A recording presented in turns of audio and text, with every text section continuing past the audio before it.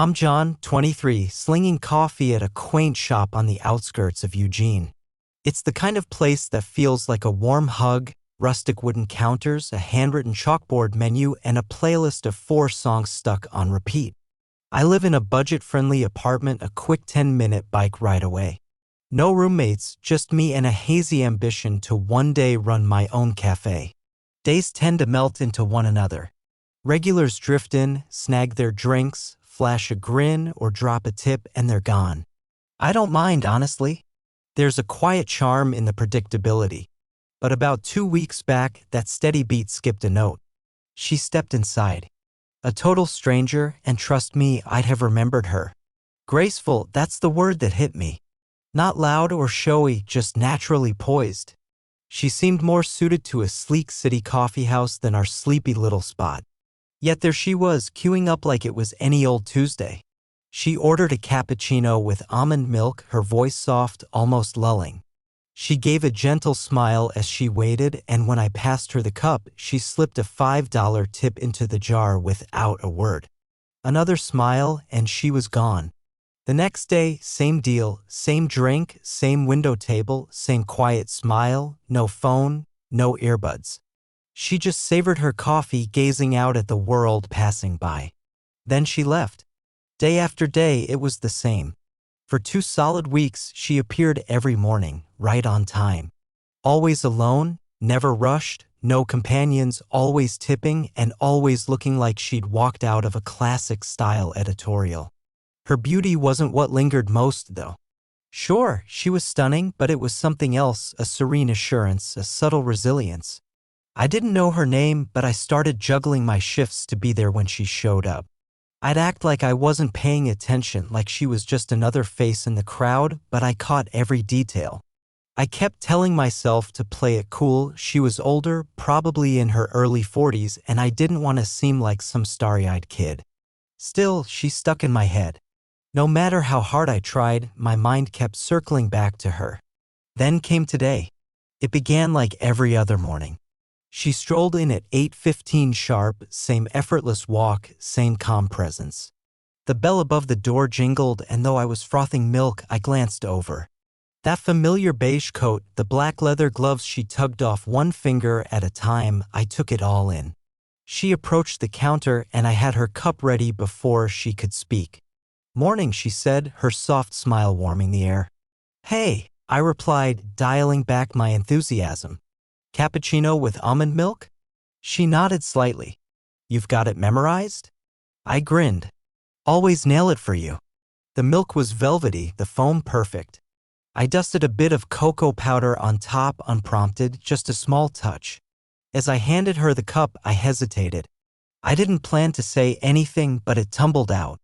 "You look amazing for 42. Her eyes darted up, caught off guard, but not offended. Just surprised. She tilted her head, her smile widening. "Most guys your age don't pick up on that." For a moment, time seemed to freeze.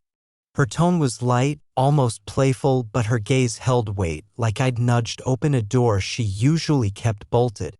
I fumbled for a response, managed a sheepish grin, nodded, and stared at the register like a fool. She didn't break eye contact right away, holding my gaze a beat longer before taking the cup with a delicate touch. "Enjoy your day, John." She settled at her usual window spot, sipped her coffee, and gazed outside, same as always. But this time she glanced back at me once. Then she was gone. The door clicked shut, and I stood there, still clutching a cup, my pulse racing faster than a Tuesday morning warranted. Her words kept replaying in my head, "Most guys your age don't pick up on that." That night, sleep was a no-show. Not because anything went wrong, far from it. Her phrase looped like a catchy tune I couldn't shake. "Most guys your age don't pick up on that." It was just a line, a reaction to my compliment. But the way she said it, gentle, a touch amused, a hint of surprise, it felt like more than casual chatter. It felt deliberate, like there was something deeper tucked into her words. I kept mulling it over. Was she cracking open a window? Or was it just a passing comment? The more I turned it over, the more obvious it became. If I didn't at least try to connect with her, really connect, I'd kick myself later. and I'm not big on regrets. So, the next morning, I showed up at the shop earlier than usual. No way was I missing her. I spruced up a bit, shaved the scruff, picked my sharpest shirt, even tamed my hair. Sounds goofy, I know, but I wanted to look like I cared without overdoing it. At 8:15 on the dot, she walked in. Same beige coat, same gloves, same composed expression. But this time, I could have sworn her smile flickered a fraction sooner when she saw me behind the counter. "Good morning," she said, her voice carrying that familiar warmth.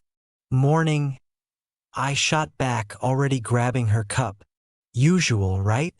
As I prepped her drink, my heart was doing a little extra dance. I tried to tell myself, she's just a customer. But it didn't feel that way. I handed her the cup, adorned with a small cocoa heart, as had become my habit. This time, I didn't let the moment slip.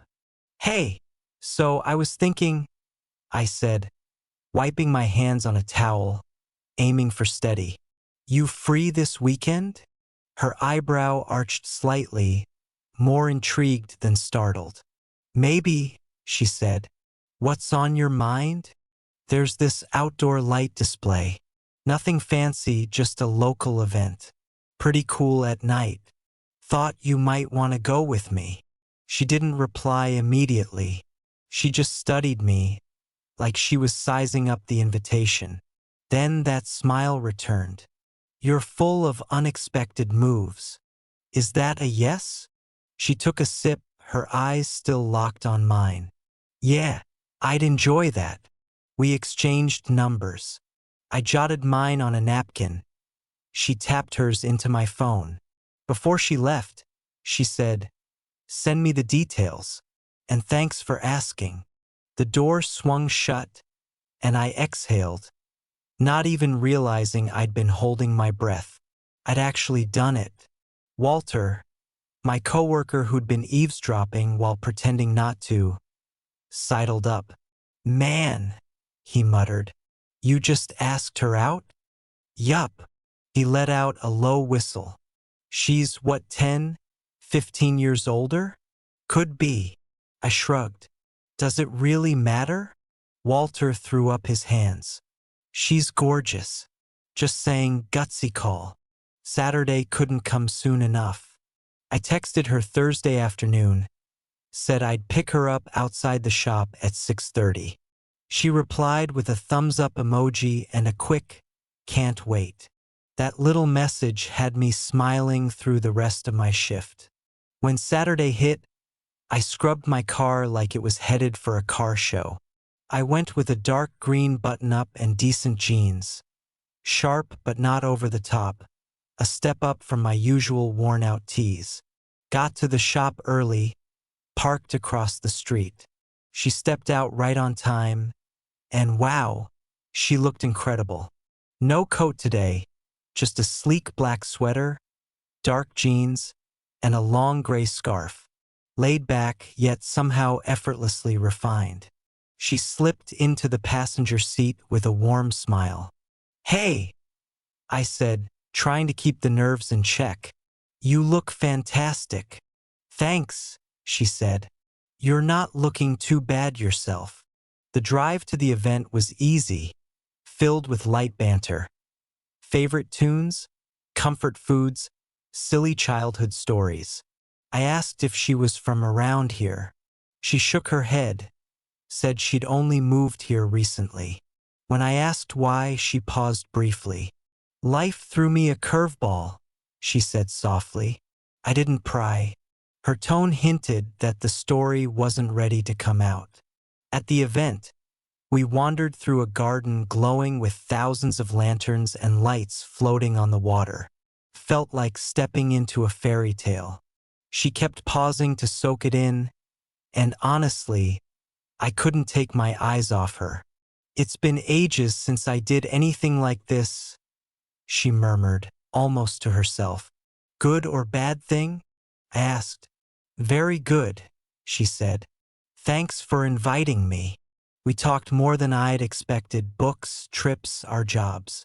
I shared how I'm grinding at the shop, saving up to open my own place someday. Something special. She listened, really listened. As we headed back to the car, she said, "You keep surprising me." "How so?" "You're young, but you've got focus. Most guys your age are still figuring things out." I gave a half shrug.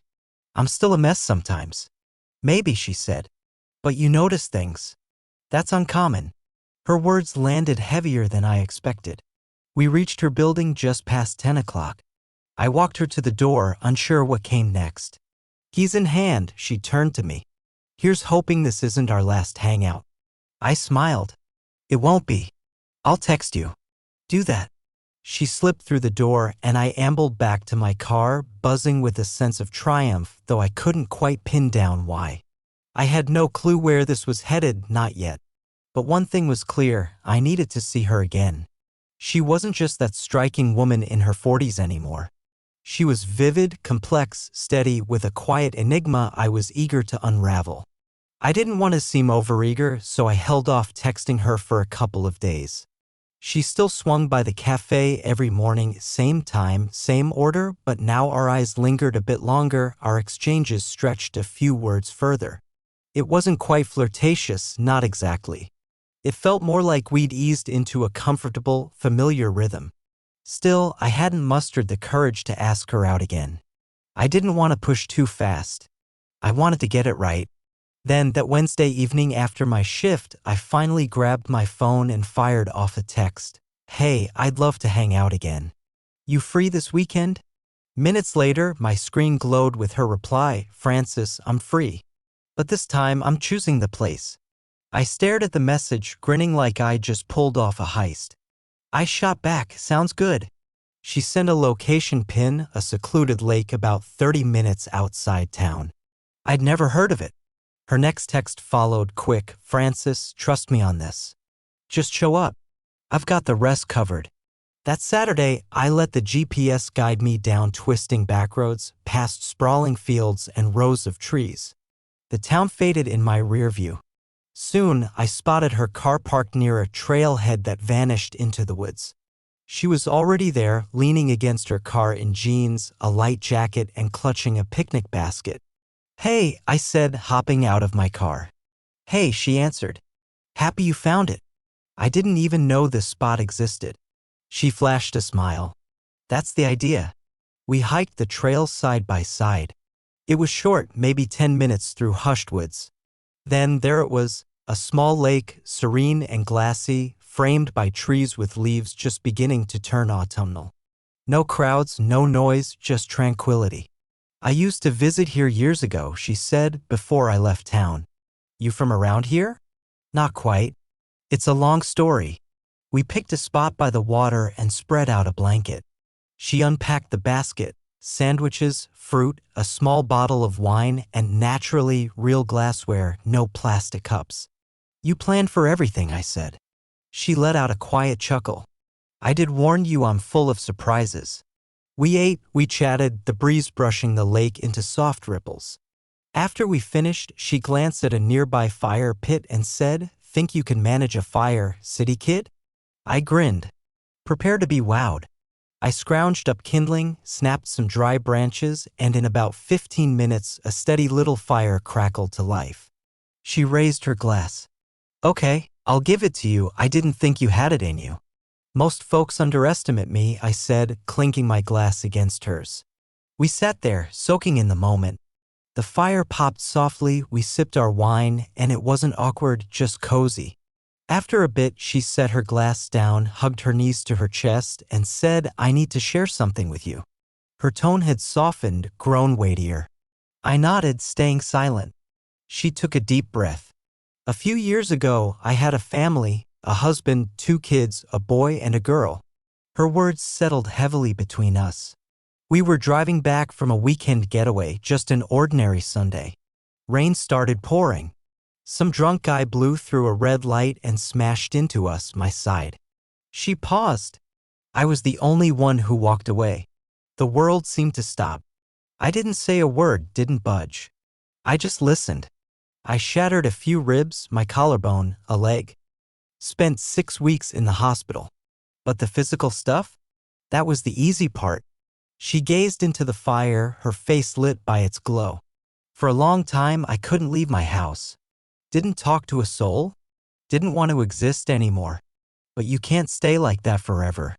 Or maybe you can, but I didn't want to. Words failed me. How do you respond to that?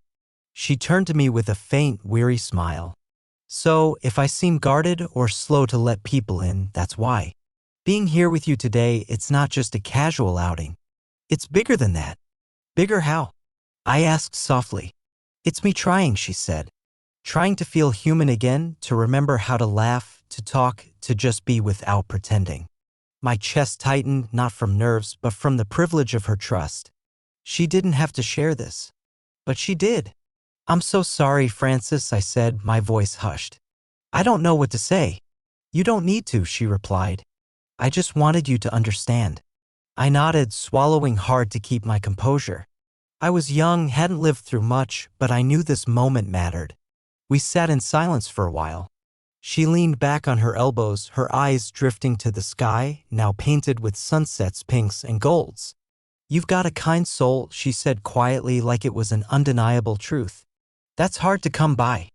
I smiled, still processing her story. Thanks for letting me in. She glanced over, offering a tiny nod. Thank you for making me feel noticed. That hit me deep. It wasn't a line, wasn't flattery, it was raw honesty. Right then, I knew this day would stick with me forever, whether it bloomed into something more or remained a cherished memory. Eventually, we packed up, doused the fire, and headed back to our cars. The silence was peaceful, not heavy. At her car, I paused. Will we do this again? I asked. Her smile was small, weathered, but carried a spark of hope. I'd like that. No hug, no kiss, it didn't feel like the moment for that. As she drove away, I stood there, the faint smell of smoke clinging to my jacket, and felt something shift. Not just in her, but in me. The days after were calm, not heavy, just quiet. Francis kept coming to the cafe each morning, same time, same cappuccino, same gentle smile. But something had changed. Nothing loud or obvious, she wasn't pulling away and I wasn't pushing too hard. There was just this subtle connection, like we'd crossed into new territory together. She wasn't just the poised woman ordering coffee anymore. She felt like someone I knew, even if only a piece of her. I didn't expect her to lay bare her whole life. But what she'd shared, the crash, the loss, it stayed with me. I kept picturing her by the lake, her voice steady despite the pain. She was the toughest person I'd ever met and maybe the most solitary, too. Our chats during her visits grew a bit longer. Nothing profound, just warmer small talk. She'd ask about my shift, what music I played after work. Little stuff. And I could sense it, some unseen barrier between us was starting to crumble. I didn't want to rush her or assume anything. But deep down, I hoped we weren't done crossing paths. So, one evening after my shift, I went for it. No text this time, I called. She answered on the third ring. Hey, I said, my voice steady but hopeful. If you're free tonight, how about a drive? Nothing major. There was a brief silence, just long enough to make me second-guess myself. All right, she said finally. But I'm picking the spot again. I grinned to myself. Wouldn't expect anything else. Just send me the place. A moment later, my phone pinged with a location, a secluded overlook on the east edge of town, perched high with a view of the city's twinkling lights. I'd never even known it existed. I swung by a Thai spot for some takeout, nothing fancy, just something to share, and headed over. When I pulled up around 8 p.m., she was already there, lounging on the hood of her car, legs crossed, a loose braid resting over one shoulder. She looked at ease, like this was her sanctuary, her place to breathe. I parked next to her, hopped out with the food bag, and flashed a smile. Hope you brought your appetite. I'm always starving, she said with a playful smirk. No one believes me, but I eat like I'm still in high school. We settled on the edge of the hood, takeout containers between us, watching the sky shift from fiery orange to a deep, velvety blue. Below, the city lights shimmered like drowsy fireflies. This view's unreal, I said. I come up here when sleep won't come, she replied. Sometimes I don't even get out, just sit in the car. It reminds me I'm still here. Her words landed heavy, catching me off guard. We didn't talk much while we ate, just easy chatter, favorite films, oddball customers, her old clunker of a car that choked every time she made a left turn. Then she glanced at me and said, "You know what I've been mulling over lately?" "What's that?" "I miss small talk." I blinked. "Seriously?" She nodded. "Used to think it was pointless, just filler. But when you lose everyone, silence becomes your default. Then, out of nowhere, you start yearning for someone to ask how your day went." I didn't have a response for that. I just looked at her, a quiet ache in my chest I couldn't name. "I'm glad you called," she said. "Wasn't sure if I should," I admitted. Didn't want to push too far. "I just wanted to see you." "You didn't push," she said softly. "You're kind." I've forgotten what that feels like. We lingered there, leaning back, legs swinging off the bumper, watching the city lights pulse below. Stars began to peek out, one by one, and the air carried that crisp night bite, fresh, not chilly. Then she said something unexpected. "I keep thinking about what you said that morning at the shop." "What did I say?" She turned to me. "You said I looked amazing for 42. I let out a quiet laugh. "Yeah, that just kinda spilled out." "I know," she said. "That's why it mattered." I shifted to face her. No trace of a joke in her eyes, just raw sincerity. "Most guys your age," she said, "they see me and think, mom, widow, someone with too much baggage." She paused. "But you? You saw me as a woman." Right then, I knew this moment would stay with me forever, whether this grew into something deeper or remained exactly what it was. Eventually, we gathered the leftovers, no fire to put out this time, and headed back to our cars.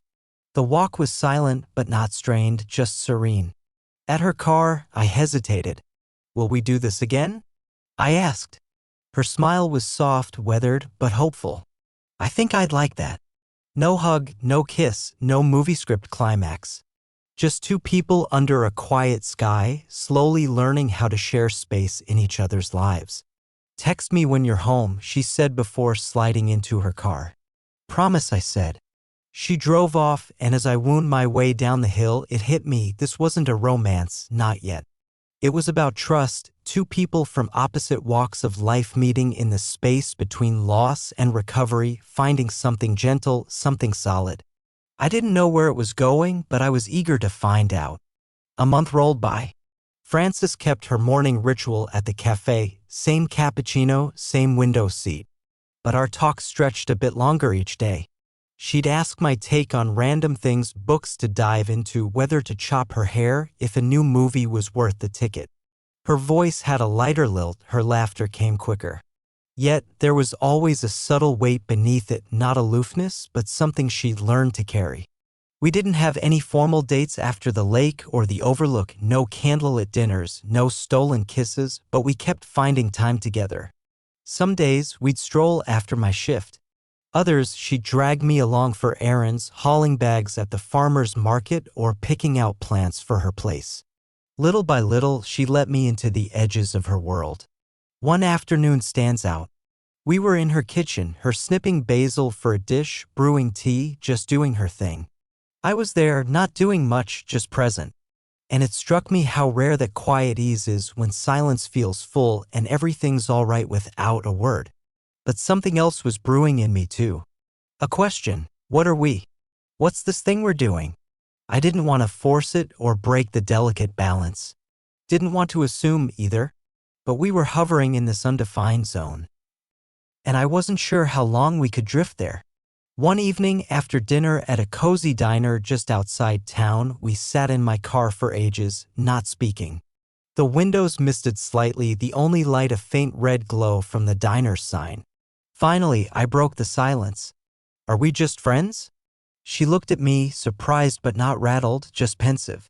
"I think," she said slowly, "you're the first person in years who's made me feel safe, made me feel like me again." Her eyes dropped. "But I'm not ready for more than that, not yet." I nodded, keeping my expression even. I'd half expected it, but the words still stung. "I don't want to string you along," she went on. I care about you, truly, but the part of me that knew how to love like that, she's still out of reach. I won't fake being ready when I'm not. I stared at the steering wheel. I understand. I'm not saying never, she added quickly. Just not now. We didn't say much after that. I drove her home, walked her to her door. She paused, resting a hand lightly on my arm. Don't vanish. I won't. The weeks that followed felt different. We kept in touch, but there was more distance, more quiet between texts. She still came to the cafe, still smiled, still chatted, but the closeness we'd built wasn't as intense. Maybe it had softened, maybe it had dimmed. Then, one Thursday morning, she sat across from me after my shift. I've been thinking, she said, about moving. Moving? I echoed. Yeah. I've been here long enough to catch my breath. Now I feel like I need a fresh start, a quieter town. Her gaze met mine, steady. My cousin's in Utah. She offered me a place to stay for a while. I tried to keep my face neutral, but my feelings probably showed. I'm not saying this to hurt you, she said. I'm telling you because I didn't want to slip away without a word. When are you going? Next week. I nodded. So this is goodbye. She didn't look sorrowful, just calm, grateful. You've been a bright spot in a really tough chapter, she said. I'll always carry that with me. I forced a smile through the knot in my throat. Same here, I said. We stood, and this time we hugged, a real, firm embrace, not one of those fleeting, awkward ones. It was the kind that says everything, the kind that carries a farewell without words. A week later, she was gone. No grand exit, no airport dash, no dramatic tears. Just a quiet text the night before, thank you for seeing me when I couldn't see myself. I kept showing up at the cafe. Life marched on. Her window seat stayed empty for a bit until someone new claimed it. But she never left my thoughts. Frances wasn't my girlfriend, my wife, or my forever. But she was something else, something enduring. She showed me that healing doesn't always wear a romantic bow. Sometimes just being there for someone is what matters most. We still trade texts now and then, nothing frequent, just a line here or there. I know she's okay. I hope she's found peace, maybe joy. And I'm thankful, deeply thankful, our paths crossed, even if just for a season. This wasn't a love story sealed with a kiss. But it was real. And sometimes that's more than enough.